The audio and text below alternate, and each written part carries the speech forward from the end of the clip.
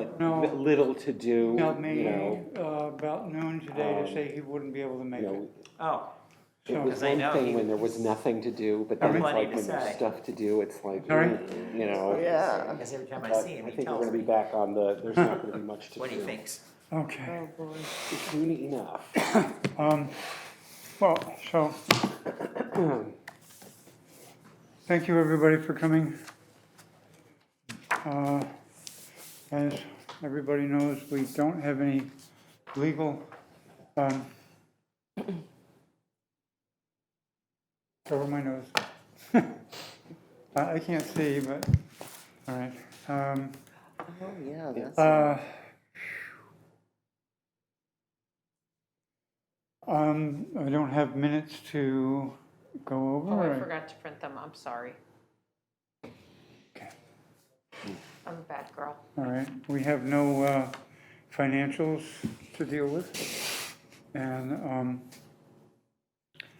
so I want to get to a subject that has been quite, there have been quite animated discussions on social media groups about the 1-7 Main Street site. We have, there have been, there's been a group that has established a Facebook page that's private, that is for people that are vehemently opposed to actually what sounds like the conceptual plan that is presented, not, and to a lesser extent, the idea that the town should engage in negotiations to sell the property or lease or whatever. There have been some people who have said that they would prefer it be leased. I know sitting on the village revitalization committee, we discussed that many times. We engaged with outside experts and people from other municipalities to talk about the idea of leasing a parcel that size. And generally what we kept getting back was no developer is going to show any interest in that if they're not going to have some piece in it. That said, the committee made recommendations to the Board of Selectmen and to the Board of Finance that that a lot of protective provisions be put into any contract that would go out to any developer of what would happen what protections the town had in the event that the developer went belly up or from some other reason walked away from the project. And in those instances, it was agreed to with the town attorneys that language be in any kind of agreement made with any developer or any purchaser of the property, that if that happened, then whatever state that parcel is in, if it's partly finished buildings or whatever, the money that might have been put into it, it becomes the town property again. So That's smart.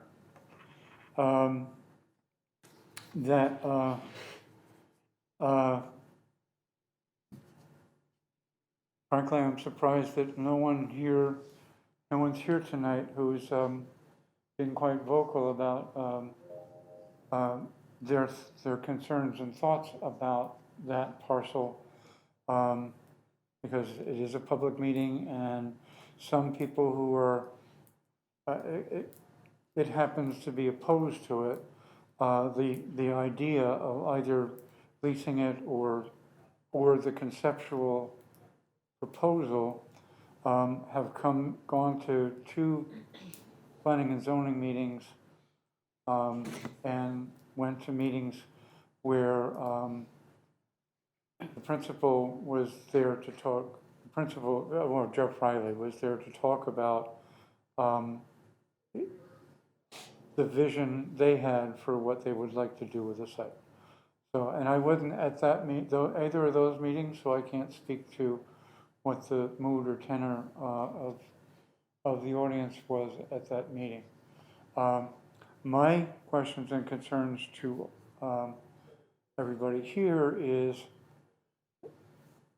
whatever, as this project gets closer, whether, you know, with the disposition of the land and for the town selectmen and Board of Finance going into agreements with a developer, any developer, how we address people coming to our meetings and wanting to speak specifically to that subject. I mean, we do have we have a forum for public discussion. I would have concerns about a group coming in, either pro or con, and trying to monopolize the meeting so they can get their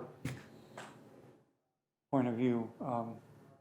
You know, he who speaks the loudest wins the. So you don't think that should happen? Pardon me? You don't think that should happen, that a group like that comes in? I don't to think our any meeting? group should monopolize a meeting. Mhm. You know, that's my own take on it. But they're not here. Pardon me? They're not here. No, they're not here, but I'm concerned that at some future meeting,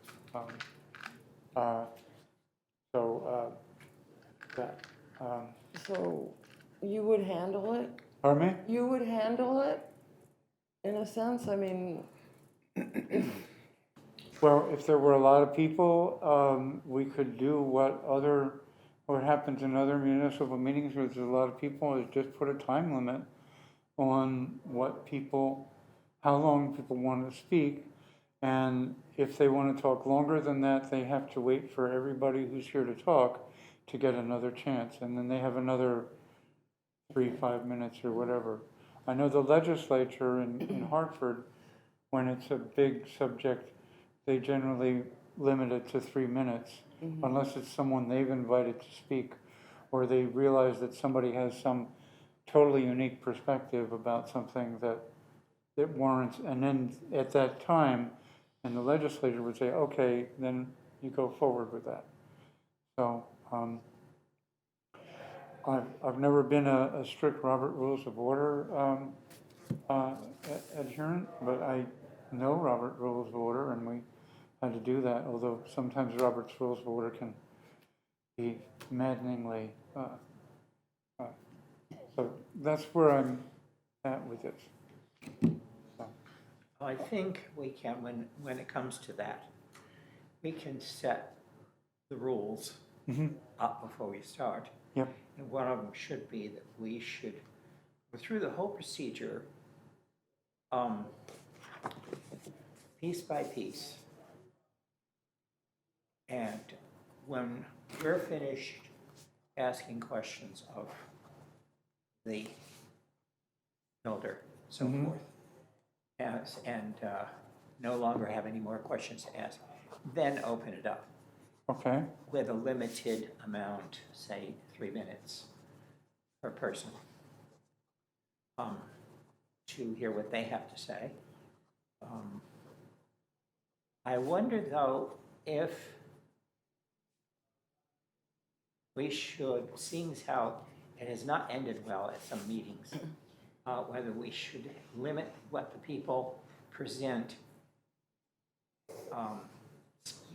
to us, not against the developer. I think it would go smoother, I think.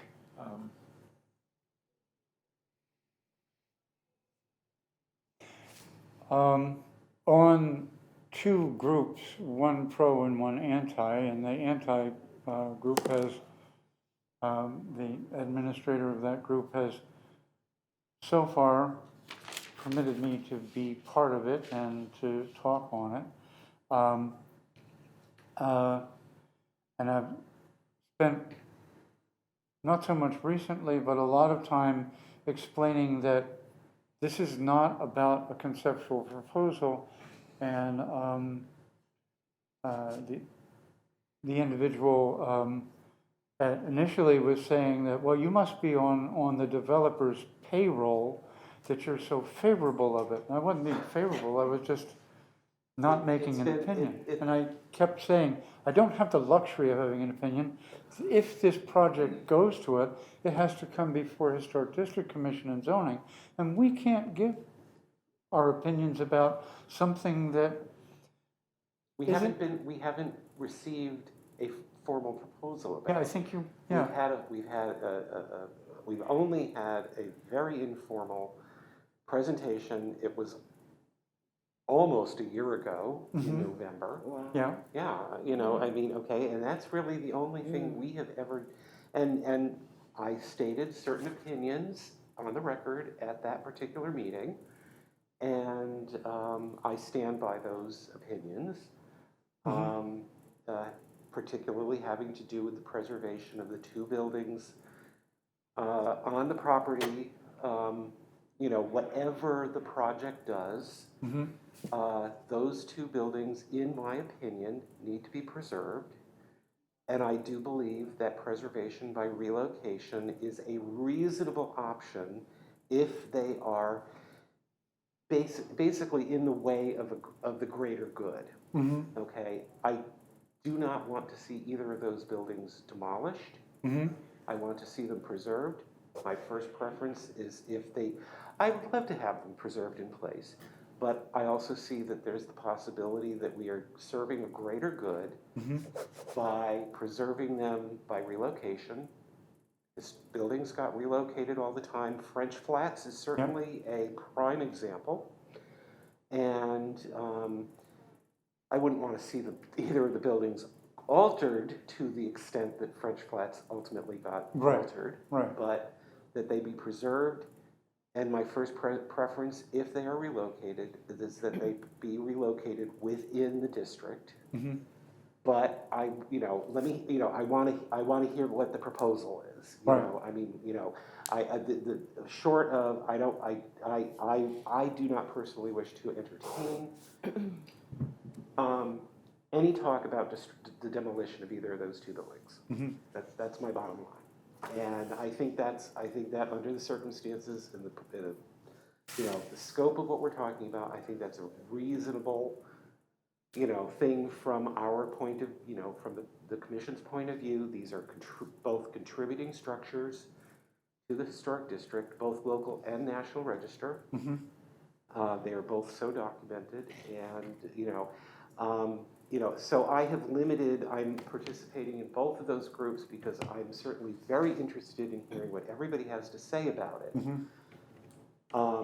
I have been immensely careful as far as my chiming in, and the only things that I have jumped in on is when there is a blatant factual error.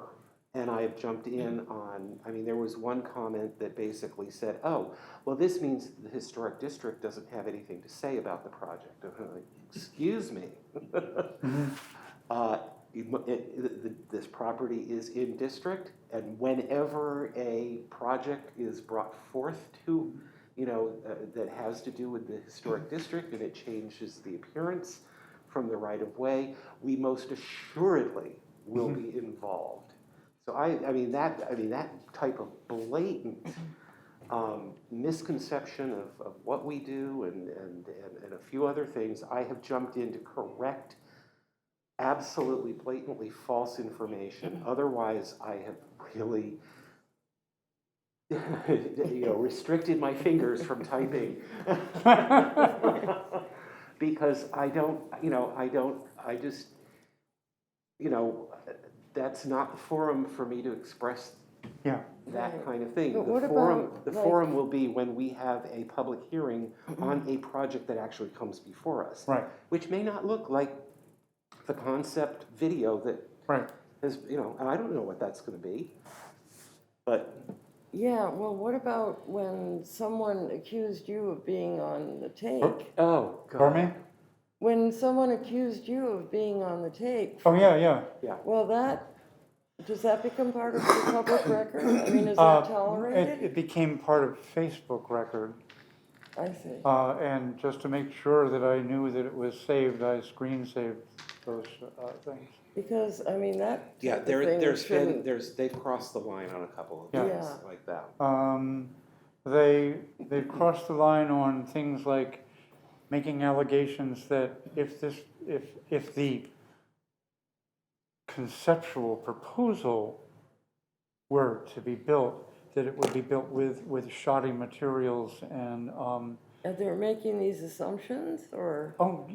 totally assumptions. Uh-huh. So What's the best way to counter them? I think with facts like this, it's purely speculative, you know. I believe that, that may have been me to say, you know, you need to look at that firm's record of other projects that they've been involved in. And how would they go about doing that? Sometimes they back off, sometimes they change the subject, I see. you know. Yeah, because I have people stopping by the shop, and, you know, they kind of want me to join one group or the other, and this one woman came and said, it's such a carnival atmosphere. There's what? A carnival atmosphere, it would be. Mm-hmm. And I said, well, that's, you know, better than a death trap, which is what it is. Right. And then I said, what's wrong with the carnival idea? Anyway, it's life, it's lively. You know, it can always be tempered. Yeah. One way or the other. But, I mean, what's wrong with the carnival? Why is that a reason to oppose the project? Well, I can't speculate on why Hey, somebody's put, yes, Dr. Suffolk. As far as construction and so forth, because it involves more than just a single house and so forth, Right. and so on, there are going to be strict, I'm sure through planning and zoning, Yeah. construction, and probably there will have to be an overseer, which yeah. they will have to pay. I know my friend Marnie did this for housing at the Navy Yard. They had to hire her to come in, and she said it was amazing the kind of crap the builders were trying to foist on government as far as cement and so forth.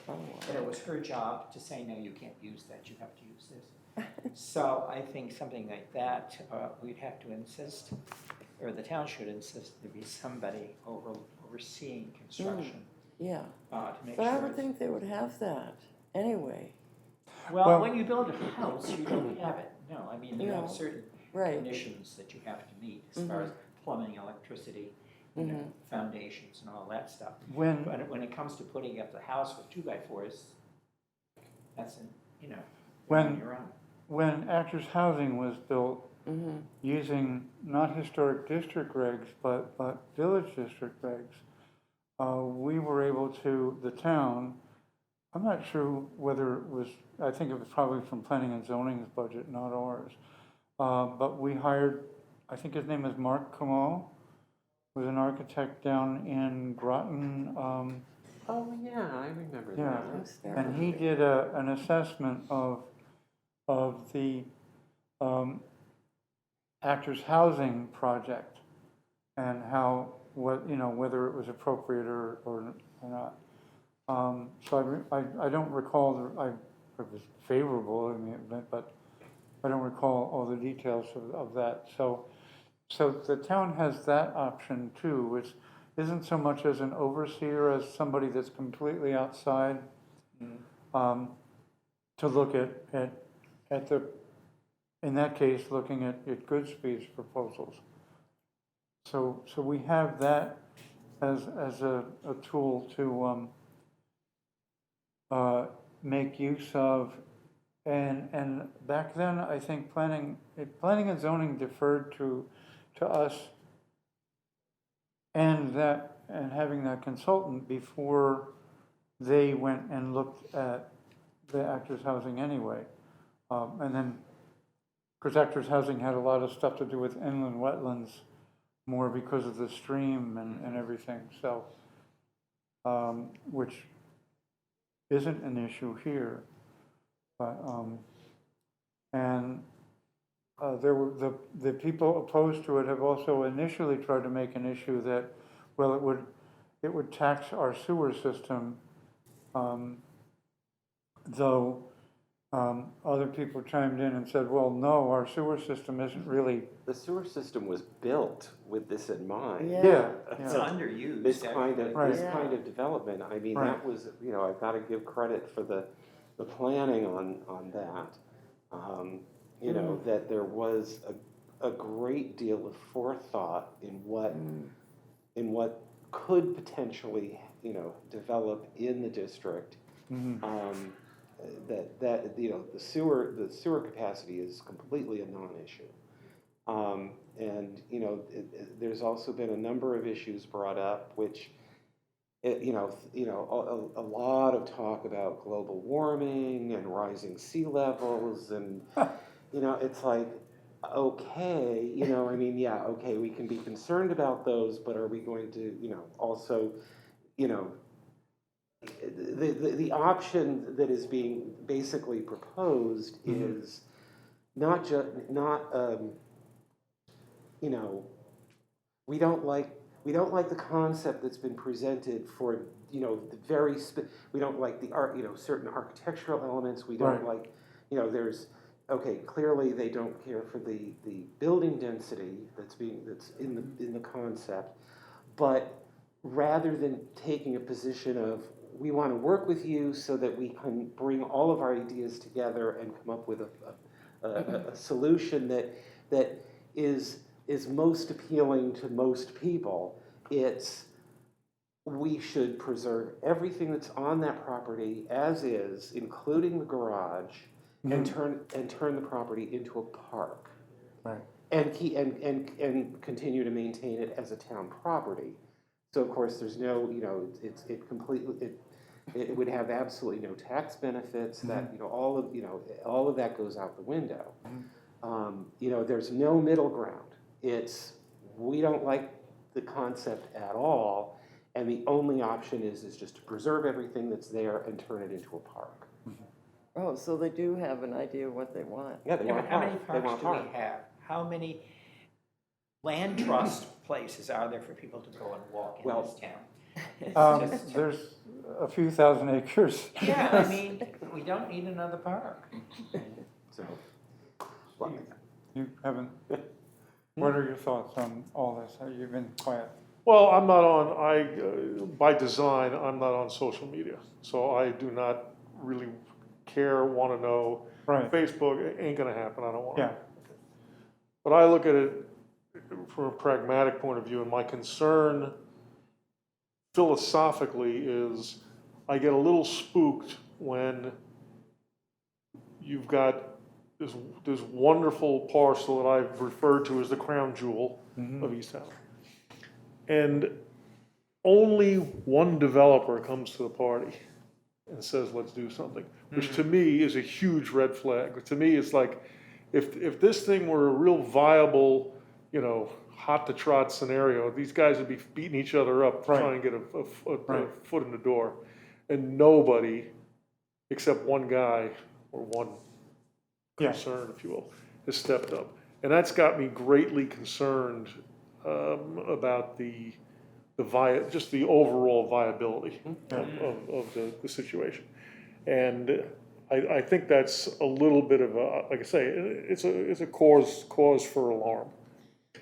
And I also get very concerned that there's been so much talk about trying to relate this to the village environment and the Goodspeed and the Gelston House, and trying to compare, well, they did that and look what happened, and if we do this, and the ongoing comparisons with Chester that seems to be so front and center. And so I see like a lot of irrelevant, on the one hand, I see a flyer out there with only one, with only one proposal, if you will. yeah, And I see all these other arguments going on that are really irrelevant. Well, you can't compare anything to. Right.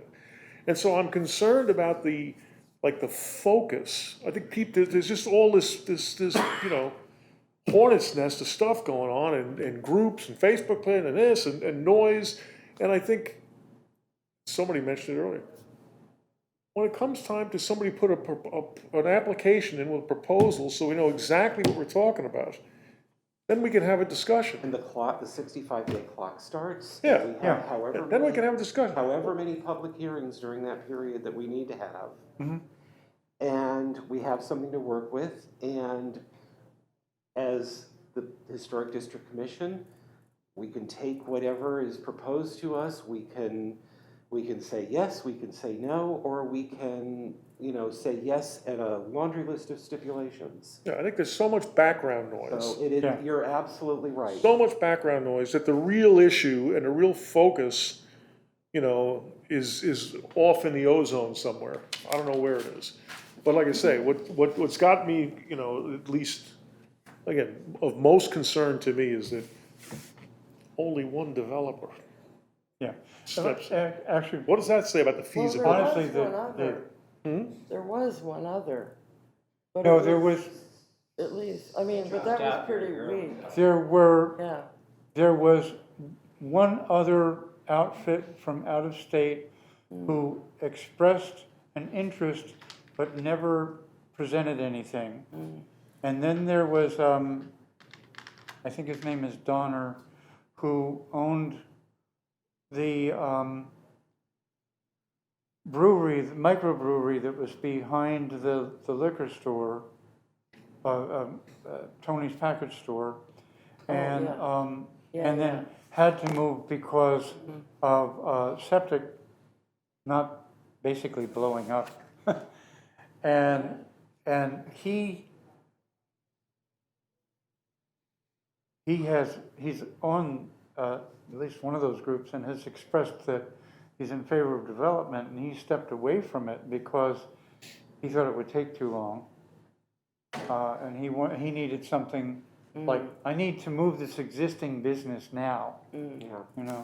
If this were a hot shit deal, excuse my language, there'd be guys beating each other up, Yeah, to try and get to But play.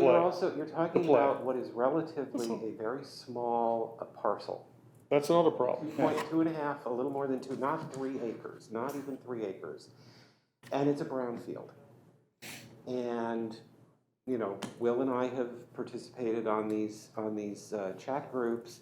And, one of the alternate proposals is that, we just wipe the slate clean, we want to turn it into a park, keep the garage, and do the brownfield remediation ourselves as a town. And we can go out and get a grant for that, and we might get it. yeah, Well, the it's thing been is- turned down 4 times. Exactly. We've been through, how many times do we have to keep pushing the reset button? Because that's what it is. It's like, Yeah. well, we might, if we apply again, we might get it. Okay, we also might not, and we could be here 25 years from now, assuming we're all still alive, and nothing is gonna get done. And it wouldn't even be a park because it's still gonna be a brownfield. Right, The thing is, with a private development, that is part and parcel of having to do a private development. So I'm just putting that out there. I'm not saying one way or the other. I'm just saying we've gone down the other path of trying to remediate ourselves with grant funding, and it has been one brick wall after another. And we could apply again, and we could get rejected again. So let me make one other point about all the noise. So you got all this noise confusing everything, and people are, like I said, I think the eye is off the target in a sense. Meanwhile, as all this is going on, the airport sells for $890,000, whatever the number is. And I say to myself, if the freaking airport sells for $890,000, a nice, flat, expansive environment with river frontage. That you can't develop. Well, I know, but the point, I know, of course, but it's it's apples and oranges. Yeah, But the yeah. point is, if you can sell that for $890,000 with all the river, What does that tell you about the 3.5 acre parcel that's sitting up there up on the cliffside, you know, it's a brown field, you know, and it's got all Right. kinds of traffic problems? What does that tell you about the viability of that opportunity? I mean, come on. It's limited, and that's why we've had exactly the response to multiple, RFPs over, well over a 10-year, more than a 10-year period of time. Since Mark Walters started the revitalization committee, asked people in 2005, and I think we got together in 2006, and then after trying then to get developers interested and nobody, there were 5 developers that showed up for a walking tour one day, and nobody even submitted anything back then. But some of the developers back then, because I went to that walking tour, were saying, well, there's no sense of us even talking to the town about it until the buildings are vacant. And it took until 2018. Well, and that was. Such a double-edged sword. The property, you can call the property the crown jewel of East Haddam, and on the other, and simultaneously, it's an albatross. Right. It's an albatross. The property is, in fact, from a development point of view, it's it's been proven.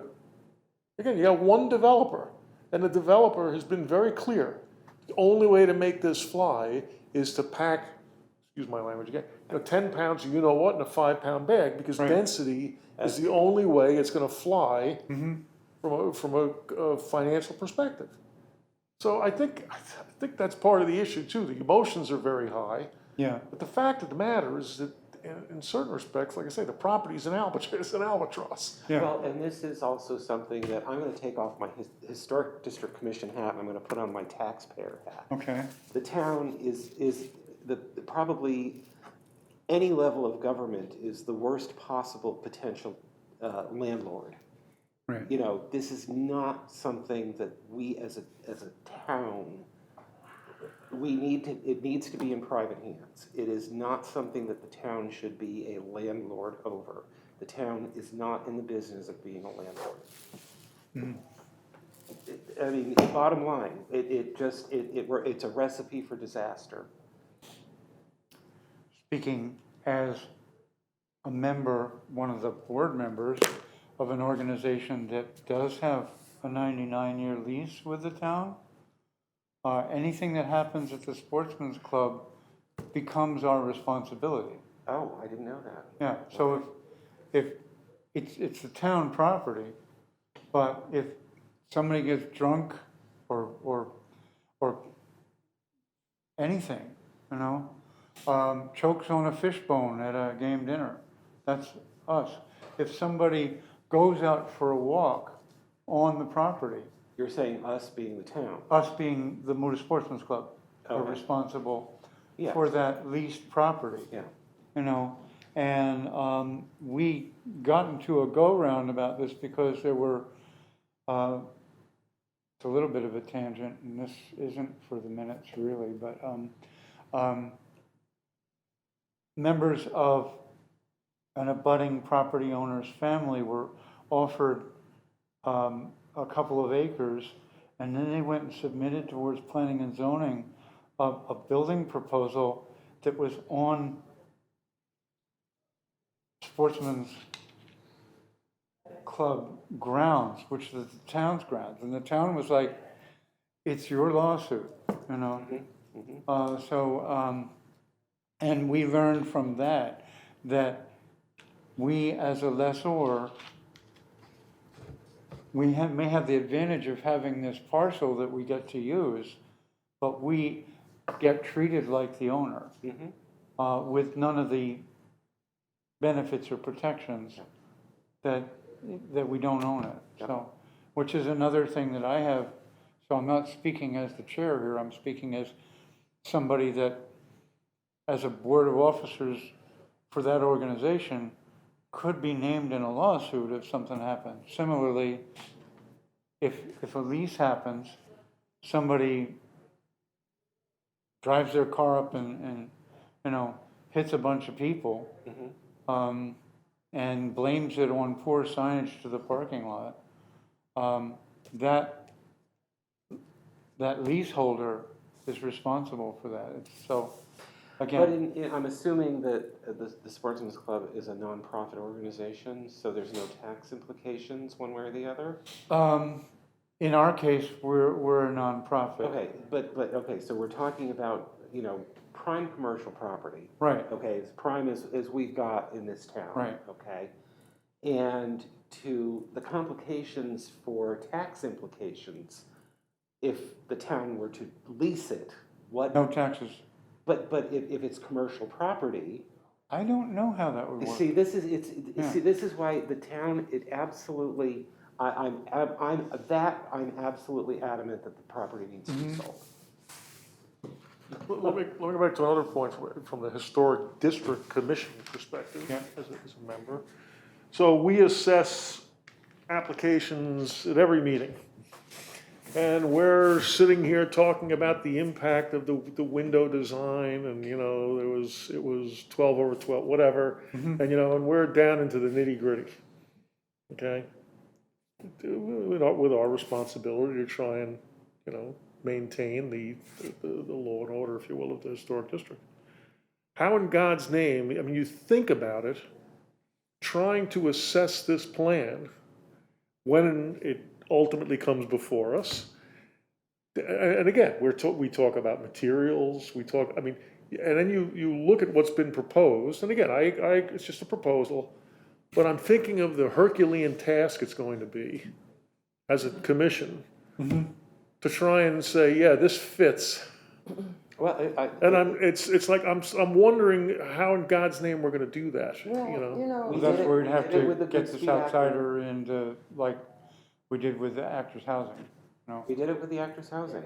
That's, That was that's kind of a 10% much is what we're gonna have to be forced to work with prelude. for this. But this one's, think of the difference, Actors Housing was, six structures that were similar, think about the difference that you're talking about, this is gonna be, Well, I think we need to trust the developers It's to do the right thing. it's more involved, and it's going to be, the clock will start ticking for a 65-day clock that we then have to render a decision. Rule them out from coming to us to I a would million informals. we did that with the Good Speed, and I would certainly expect that we're going to be able to do that, because otherwise our answer could end up being no, because we haven't had enough time to process it. But that when that official clock starts ticking, we're going to have to make ourselves ready to be in meetings quite regularly, public hearing style meetings, to vet the entire project. Now, again, doing so informally in advance, as we did with the Good Speed project, is what made the Good Speed project ultimately work. Right. Because we resolved a lot of potential pitfalls in that process, so that it did help streamline the actual proposal. The difference is going to be that I don't recall there being vehement objection to the Good Speed project. No, I don't think we had. No, not until after it was done. And then Well, everybody yeah. had, no, once we made the decision and they broke ground and the place was a mud pit for 2 years, and I cringed every time I drove by the place, okay, and people, and comments that I got, I just was like, can this please be done and over with? And, and now it's Are you like. talking about Actors Housing? yeah, Yeah. Yeah, but Actors Housing, again, like I say, it was a little. It's a microcosm Microcosm of what we're compared to this talking about. thing. This is, there's, people have asked me, people have approached me on this, and I don't remember anybody really approaching me about the Good Speed project. Okay, I have had people already approach me, how do I feel about it? And my answer is, I'm on the Historic District Commission, and I will, this is the venue with which I have agreed to, express So when the application comes in, the clock starts ticking, what's the timeline? 65 days 65 from the days day we receive from it. application to the time we render a decision. Yes, no, or yes with stipulations. How in God's So name, we'd probably have to have special meetings that's my point. How in God's before name, our Like regular five meeting. of them. That's how why in we, God's name can you vet this project in 65 days? that's why But we we'd need have to do lots of informals we need to do beforehand. Formals in advance of that, in Never advance of that project being formally proposed to us. They did, That's something you may want to Westbrook. alert the clerk to. downtown Westbrook. I mean, I've said, Have you seen my it? response has been, I'm on the About commission. that, Yeah, but There's a lot going on in that proposal. That's all I've said. Before That's state it. That's application. absolutely all I've said. Otherwise There's a it's lot has anybody going on seen, there. down has because there's anybody, not enough time. public right away, And it's has not anybody fancy, seen new anything one, but I don't from the remember river? the name. What's the river view look like? We've I had, don't know. no, we've had the river discussion before. The river is not Better, counted as public like, right of way last- for our purposes. Oh, it's not? It is not. Have you met her yet? But Which the is bridge, unfortunate, it's a but, decision Who's of she state taking data, the it's thing? unfortunate, because. Yeah. but, which, Nancy, it's I can't remember her unfortunate, last name. it's unfortunate, but Oh, Nancy however, Talbot. however, Yeah, I in this met her. particular Oh, you met her? property, Yeah, I Okay. met her. I it's met her fully briefly. visible from but the I bridge. can't think of her The name. bridge is I a feel bad. roadway. I think It she is, worked for so, another so town. effectively, from So she's anything not that's visible unfamiliar from the with bridge town. is perfect. within our. That's purview. close enough for the river, Close from the enough, river. yes. Right. So no, That in itself, river, no, bridge, yes. like I say, what you're seeing when you come across the bridge, that alone, I mean, that can be an endless discussion. Yeah, Yeah, And you got a 65-day, yeah. Like I just said to Will, we should make a suggestion to the land use clerk to advise them when they come to pick up the application to come for informals before, or it might result in a no vote because we don't. It could result in, if we don't feel that we've had enough time to vet a project within 65 days, it's within our purview to vote no to a particular application without prejudice. Okay? And with the explanation that we have not had enough time to right. process the enormity of the details. So we have, it's just that we must make a decision within the 65-day window, because if we don't, the project is automatically approved as applied for. Okay. Yeah. But our decision-making within that 65 days, yes, no, or yes, with whatever stipulations we may come up with. And the other part of this is, if we use Goodspeed Actors Housing as a model for how this would go, their first hurdle is us, and then they go to planning and zoning. Yes. So, and it may be smoother sailing with planning and zoning. Actors Housing really had more trouble with inland wetlands than, Yes. which probably wouldn't be an issue here, but No, but would Gateway have more of a Gateway would have more involvement? of a Gateway say. is probably the equivalent of wetlands. Yeah. Comparing the two. Yeah. Project And proposals. Gateway would be interested in what it's going to look like from the river. Yep. I was reading where when the village district was created, there was a provision in there that allowed for the Goodspeed, if they built another theater, to have a flyway that was higher than their height limit. Yep. But my understanding is it's very specific to a theater flyway. It's not like you're coming in and now you want to build a 7-story building Right, in right. front of Mary Ellen's house. That wouldn't be in the proposal at all. Well, I happened to watch the proposal video, the concept video, again, within the last couple of weeks, just to refresh myself. 'Cause it Where had- did you see it? It's online. Oh, Yeah, it's on Vimeo. It's not Yeah. YouTube, it's Vimeo. And because I couldn't watch it on my smart TV, I had to go to the computer because Vimeo is not available on your smart TV, where YouTube is. And Is it on YouTube? it's not on YouTube. It's not on It's YouTube, on okay, Vimeo. all right. And I was very specifically looking for height Mm-hmm. in that viewing. Yeah. And the biggest, tallest building is the replica of the Goodspeed Mansion, Mm-hmm. which obviously has some historic Yeah. context to it. But that was by far the tallest building in the proposal. Mhm. In fact, there's this area of the video where you have the camera rising over the The village. mansion, Yeah. and you get up to the height line of that, and you're already seeing the Goodspeed. And by far that was the highest structure in this concept proposal. And I'm looking at it, I'm like, there's nothing that dwarfs The good. Goodspeed.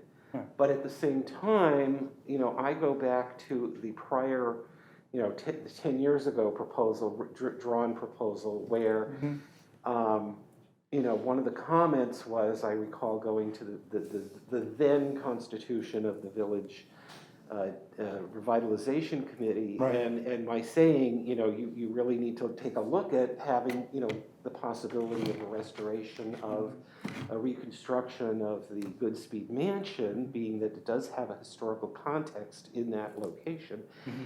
And the comment, I mean, every single thing I said, the panel had an answer for it, and and in this particular case was, oh, well, we don't want to have anything that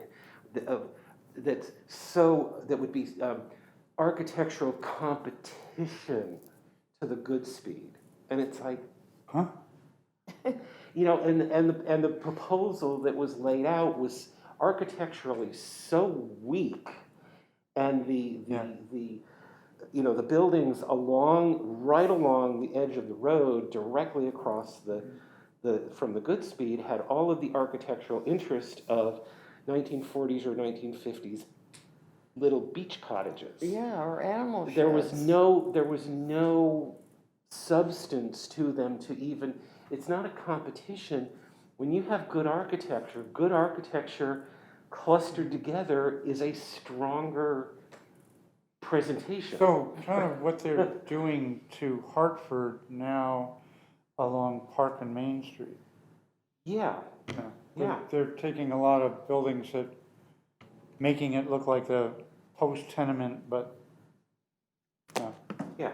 I don't want to take us all our time Okay.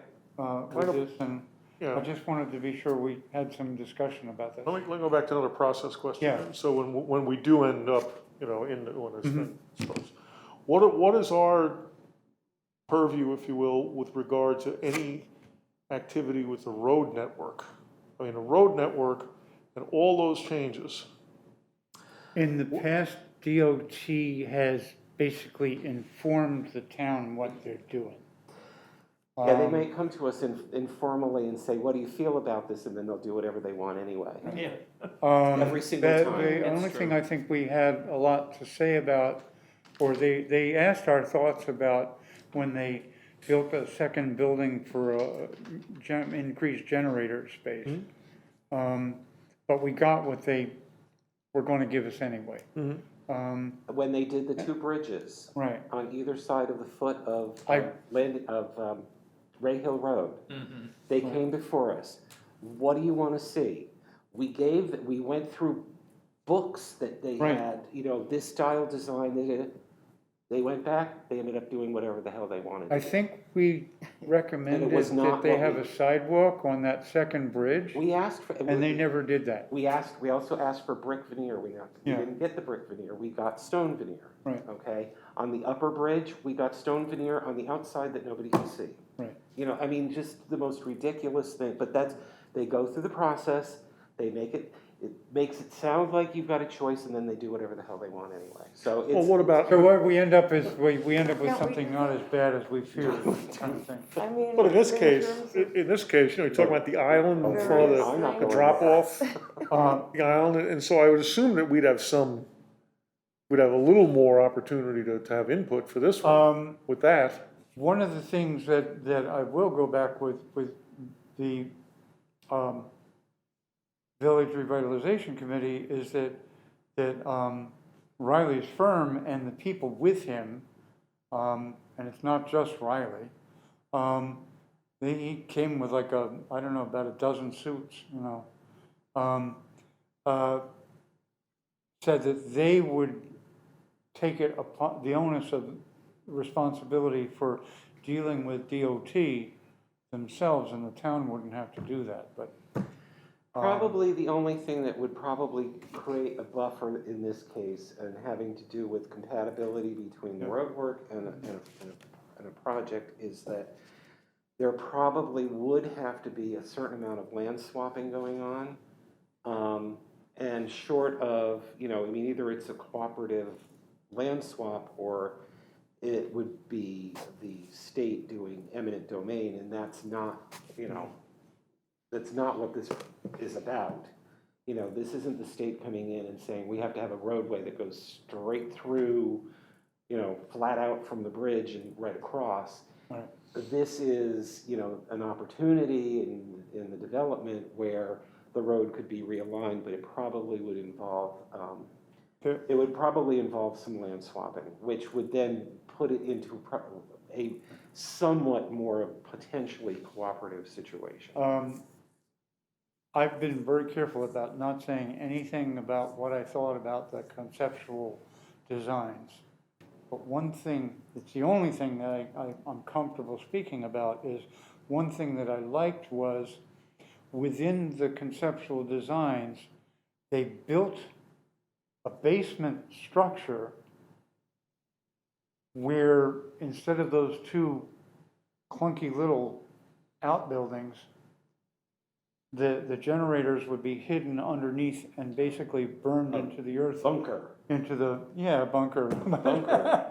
But they'd be hidden and they, you know, they basically sort of cut into the ground I where would where imagine the it would parking have lot to be a is now. concrete vault, considering that there's a And generator involved. I and still think that's a gasoline and great everything idea, else. you know, for hiding the generators, you know, so, anyway. It's interesting, I don't think you could do that because as you're coming across the bridge, the wall that you see has a huge vent in it with vented metals that Yeah. theoretically can Yeah. open to, you know, cool the place. Well, they're If you probably, they're, bury it under the ground, how are you gonna do well, that? it would be partially submerged, and you certainly. It have to wouldn't, have- it would more like burned into the earth. Yeah, There- you'd have to have the There'd ventilation. be, if I recall, they had like a stone foundation and there were baffles which indicated that there's some venting that's coming out there. But my point being, it was a much better way of hiding where the generators were and making it sort of blend into the scenery, which is unlike what we have now with those two sheds. Being the very first thing you see Right. as you're coming completely across the bridge. Right. I don't want to take everybody's time. If I have a chance, what I will do is go to the maps, Mhm. because I'm really interested to see how much of that is under state control. How far up to the front of the Opera House and the Galston House does the right-of-way of the state have? There are, I think it's considerable. yeah, there are state setbacks on roads. Yeah. I don't know what Well, they, it'll be yeah, in, it'll it's be quite a in the bit. map. It'll be Yeah. in the map. I'll make myself a note. So back in the day, it used to be typical width was 40 feet. Right. Now it's 50 feet. Yeah, well, this Is is, typical, but you know it could be anything. yeah, I think they have a It lot could of be right-of-way. it could be right up to the practically up to the door of the Gelston House and right up to the door of the old town hall, town offices, or it could be much narrower. Yeah. And I think that's a good thing to take a look at, Carl. I think that's a great idea.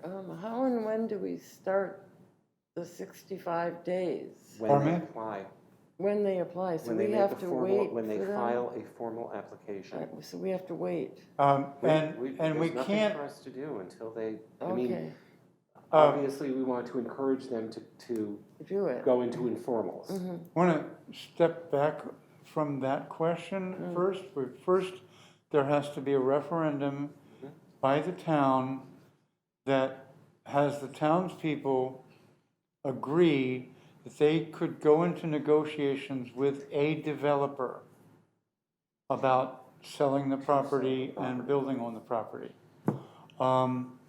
We cannot have anything come before us that doesn't have the endorsement of the property owner.